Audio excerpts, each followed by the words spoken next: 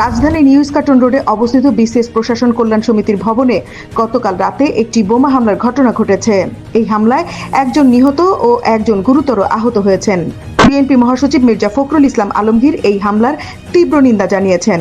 তিনি বলেন, এই ধরনের হামলা প্রমাণ করে দেশে আইন শৃঙ্খলা পরিস্থিতির কতটা অবনতি হয়েছে। এদিকে অবৈধ ইউনূস সরকারের চাপে ফায়ার সার্ভিসের কর্মকর্তারা এই ঘটনাকে দুর্ঘটনা বলে চালিয়ে দিতে চাইলেও ভবনের কর্মচারীরা বলছেন ভিন্ন কথা। বিসিএস সমিতির যে রুমে আগুন লাগে তা হলো 504 নম্বর রুম, আর অফিস সহকারী মালেক যে রুমে ঘুমাতো তা হচ্ছে 507 নম্বর রুম, যে রুমে আগুন লাগেনি। তাহলে মালেক মারা গেল কিভাবে?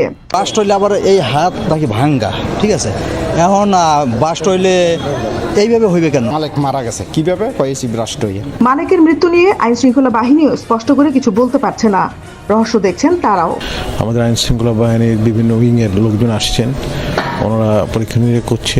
ল এনফোর্সিং এজেন্সি আছে, ইনভেস্টিগেশন অথরিটি আছে, তারা দেখবে প্রকৃত ঘটনাটা তারা উদ্ধার করতে পারে। এত কিছু হয়ে যাওয়ার পরও অবৈধ ইউনূস সরকারের তরফ থেকে কোনো তৎপরতা বা বিবৃতি পাওয়া যায়নি, বরং দেখা যাচ্ছে তদন্তের আগেই একে একটি দুর্ঘটনা বলে চালিয়ে দেওয়ার চেষ্টা। আর মুখে তালা দিয়ে বসে আছে বাংলাদেশের বাকস্বাধীনতার জন্য বিশ্বযুদ্ধ করে ফেলা ইউনূস মিডিয়া। প্রমাণিত হচ্ছে কতটা বাকস্বাধীনতা ভোগ করছে বর্তমান গণমাধ্যমগুলো। Desk report, বিবাংলা.net।